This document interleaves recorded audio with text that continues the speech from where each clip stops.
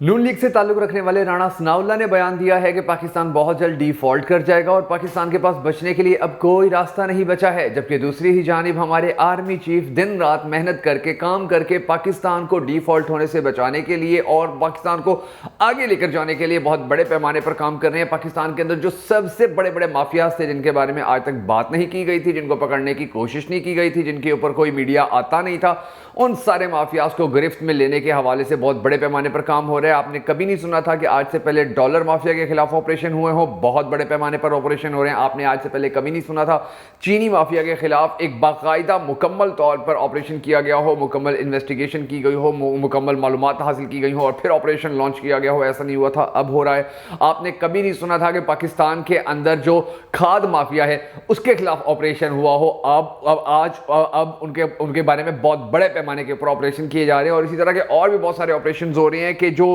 बिजली चोर थे, जो टैक्स चोर थे, ये जितने भी चोर डकैत थे, अब इनके खिलाफ जो ऑपरेशन हो रहे हैं उनके अंदर बड़े पॉजिटिव रिजल्ट सामने आ रहे हैं। और पॉजिटिव रिजल्ट सामने आने का नतीजा ये है कि पाकिस्तान के अंदर जो माशी तौर पर चैलेंजेस थे अब उनमें कमी आने का इम्कान जाहिर किया जा रहा है बहुत बड़े बड़े इदारों की जाने से। अब ये जो सिचुएशन बनी हुई है, इस सारी सिचुएशन के अंदर जो सबसे अहम और जरूरी बात है वो ये है कि आखिर पाकिस्तान के अंदर जब इतने बड़े बड़े लोग पकड़े जा रहे हैं, इतने बड़े बड़े जो 2 नंबर कारोबार कर रहे थे, 2 नंबर धंधे कर रहे थे, वो पकड़े जा रहे हैं, जब इतने बड़े पैमाने पर हमारी आर्मी चीफ ने ऐलान किया और उसके बाद बड़े तरीके से उस ऐलान को कामयाब करने के लिए कोशिशें कर रहे हैं, तो आखिर क्या वजह है कि फिर नून लीग के ये जो एमएनए साबिक एमएनएज हैं, साबिक एमपीएज हैं या जो वजारतों के ऊपर बैठे हुए लोग थे, ये लोग फिर क्यों बार बार ये शो करवाने की कोशिश कर रहे हैं। अभी आप देखिए ना कि जो हमारी वजीर खजाना है अब वो भी कहती हैं कि जी डॉलर के हवाले से जो ऑपरेशन चल रही है, ऑपरेशन ज़्यादा कामयाब नहीं चल सकेगा, ये ज़्यादा लंबे अरसे तक ये इफेक्टिव नहीं हो सकेगा, कभी ना कभी ये एक मरतबा फिर से वापस उसी जगह पर आ जाएगा जहाँ से शुरू किया गया था। तो आखिर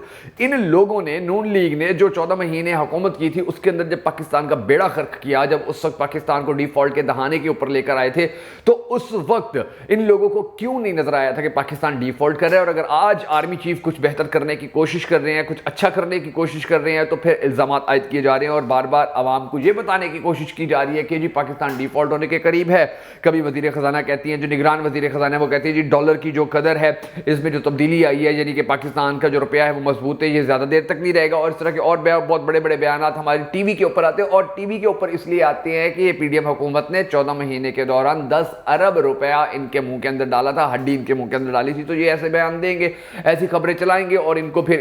ये खबरें चलाने के बाद भी इनको हड्डी दी जाती है। तो ये तमाम तरह जो मामलात हैं, इन मामलात के अंदर अब कुछ रिपोर्ट्स सामने आई है सरकारी सतह के ऊपर, जो आज की इस वीडियो के अंदर मैं आपको बताने जा रहा हूँ, जिसके बाद आपको अंदाजा होगा कि पाकिस्तान आगे की तरफ जा रहा है या पीछे की तरफ जा रहा है, पाकिस्तान बेहतरी की तरफ जा रहा है या पाकिस्तान घाटे की तरफ जा रहा है। मगर उससे पहले हम सबको अल्लाह तबारक व तआला के हुजूर गिड़गिड़ा कर ये दुआ करनी है कि हमारे पाक परवरदिगार हमारे मुल्क के हालात के ऊपर रहम फरमा, हमारे मुल्क के हालात को बेहतर कर पाकिस्तान का अगला वज़ीर आज़म उस शख्स को बना कर जिसने पाकिस्तानी कौम से सबसे ज़्यादा मोहब्बत की है और पाकिस्तानी कौम भी उससे सबसे ज़्यादा मोहब्बत करती है। अगर आप भी हम सबके साथ मिलकर हमेशा की तरह इस दुआ में शामिल होना चाहें तो कमेंट सेक्शन के अंदर आमीन जरूर लिख दीजिएगा और कमेंट सेक्शन के अंदर आपने ये भी जरूर बता देना है कि आप पाकिस्तान का अगला वजीर आजम किसको देखना चाहते हैं। मैं हूं शकील हैदर और आप देख रहे हैं आपका मोस्ट फेवरेट चैनल बगा फैक्ट्स। नाज़रीन ग्रामी से जो सिचुएशन बनी हुई है पाकिस्तान के अंदर माशी तौर पर आप देख रहे हैं कि जितनी बुरी सिचुएशन बनी हुई है, जितने बुरे हालात बने हुए हैं, तो उसके बाद कुछ खबरें ऐसी सामने आई हैं कि जो थोड़ी बहुत तसल्ली वाली हैं। अब वजीर खजाना की जो खबर है, पहले हम इसको देख लेते हैं। निगरान वजीर खजाना जो वो कहते हैं डॉलर की कदर जो कम हो रही है,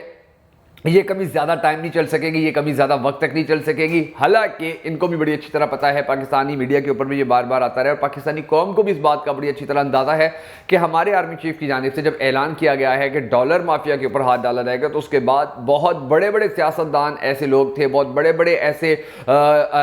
जो सरकारी अफसरान थे वो थे कि जिनके घरों से, जिनके तकियों से अरबों रुपए निकले, खरबों रुपए निकले, जिनके बेड के नीचे से जो उन्होंने बॉक्स भर के रखे हुए थे पैसों के वो निकले, सोने के बॉक्स भर के रखे हुए थे वो निकले हैं, जिन लोगों की घरों की दीवारों के अंदर उन्होंने पैसे छुपा कर रखे होते, यानी कि इतने बड़े पैमाने के ऊपर ये जो पैसा बरामद हुआ, ये जो डॉलर्स बरामद हुए, ये वो डॉलर माफी था कि जो डॉलर इस तरह से पाकिस्तान के अंदर इसका शॉर्टेज पैदा करके और फिर मुनाफा कमाने के चक्कर में होता था। तो अब इनके खिलाफ जब इतने बड़े पैमाने पर ऑपरेशन किया गया है, जब पाकिस्तान का जो 40% पेट्रोल जो ईरान से स्मगल होकर पाकिस्तान आ रहा था उसके खिलाफ आज तक कोई ऑपरेशन नहीं किया गया था, कोई कार्रवाई नहीं की गई थी, कोई बात नहीं की गई थी। हाँ, 2-4 जो ड्राइवर होते थे उनको पकड़ के जेल में डाल देते थे, और वो भी उनको पकड़ा जाता था जो 500 रुपया नहीं देता या 200 रुपया रिश्वत दे के आगे आने की कोशिश, दिए बगैर आगे आने की कोशिश करता था तो उनको पकड़ लिया जाता था। लेकिन पहली मर्तबा ऐसा हुआ है कि बॉर्डर से जो तेल आ रहा था, अब उसको बाकायदा तौर के ऊपर लीगलाइज करने के हवाले से सरकार को मजबूर किया गया है कि अगर आप चाहते हैं कि ये रोक जाए तो ये रोक भी लिया जाएगा, लेकिन अगर आप चाहते हैं कि आप ईरान से तेल खरीदें और फिर आगे बेचें तो उसके लिए भी रास्ते खुलवाए जा सकते हैं।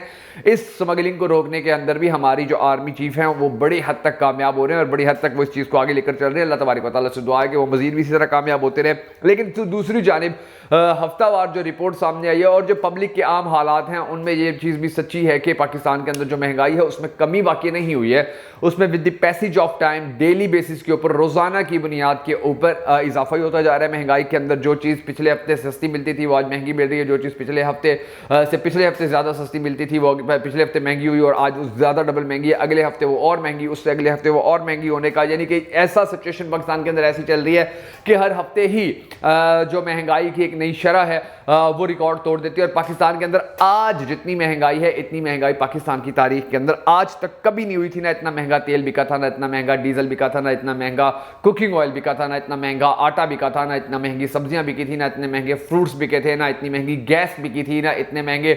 जो और आइटम्स होते हैं जिंदगी गुजारने के लिए वो मिले थे। इतनी महंगाई कभी नहीं थी जितनी आज है। और इस सारी महंगाई को कंट्रोल करने के हवाले से, इन सारे जो माशी चैलेंजेस हैं इनसे निपटने के हवाले से सबसे ज़्यादा और अहम तरीन जो ऑपरेशन है वो ऑपरेशन है डॉलर माफिया के खिलाफ, चीनी माफिया के खिलाफ, यहाँ पर जो खाद माफिया मौजूद है उसके खिलाफ, जो जाली बहरान पैदा करते हैं उनके खिलाफ। तो ये काम तब हो रहा है, लेकिन इसके साथ साथ ज़रूरत इस अमर की भी है कि जो अच्छा काम हो रहा हो उसको अप्रिशिएट भी किया जाए और जो पाकिस्तान के अंदर मसाइल चल रहे हो उनको भी अब सामने डिस्कस किया जाए, सामने लाया जाए। यानी कि ये भी रिपोर्ट अब हुकूमत की रिपोर्ट आई हुई है जिस तरह मुबादले के जो ज़खायर हैं वो हमारे मुसलसल कम होते जा रहे हैं। दूसरी जानिब जो डॉलर के खिलाफ ऑपरेशन है, डॉलर के हवाले से ऑपरेशन है, उसकी भरमार, उसकी खबरें चल रही हैं।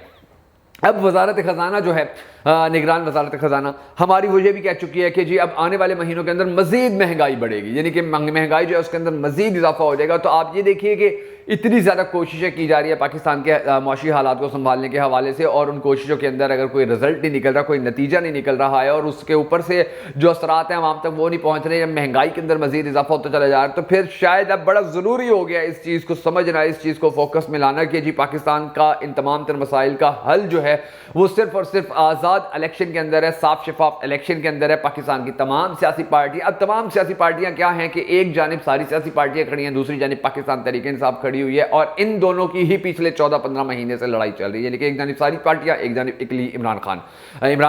खान की पार्टी। तो अब अगर एक साफ शफाफ इलेक्शन करवा दिया जाता है, उसको साफ शफाफ तरीके से आवाम के सामने पेश किया जाता है, जो जीतता है उसको फिर आगे आने का मौका दिया जाता है, तो फिर पाकिस्तान के अंदर जब सियासी अदम इस्तेहकाम खत्म होगा, आवाम के अंदर कॉन्फिडेंस आएगा, हमारी मार्केट के अंदर कॉन्फिडेंस आएगा, हमारे इन्वेस्टर के अंदर कॉन्फिडेंस आएगा, हमारे बिजनेस करने वाले शोबे के अंदर लोगों के अंदर कॉन्फिडेंस आएगा, जब वो लोग इस बात के ऊपर देखें। अभी देखिए अगर इलेक्शन होते हैं और इलेक्शन के खिलाफ फिर कोई पार्टी खड़ी हो जाती है या फिर सड़कें बंद होना शुरू हो जाती है कि हम इस इलेक्शन के रिजल्ट को नहीं मानते, तो आप खुद बताइए कहाँ कॉन्फिडेंस आएगा या फिर मुल्क जो है वो मजीद किस तरह से मजबूत होकर आगे चल सकेगा। तो अगर साफ शफाफ इलेक्शन होते हैं, उनके साफ शफाफ रिजल्ट्स आते हैं और उसके नतीजे के अंदर बनने वाली जो हुकूमत है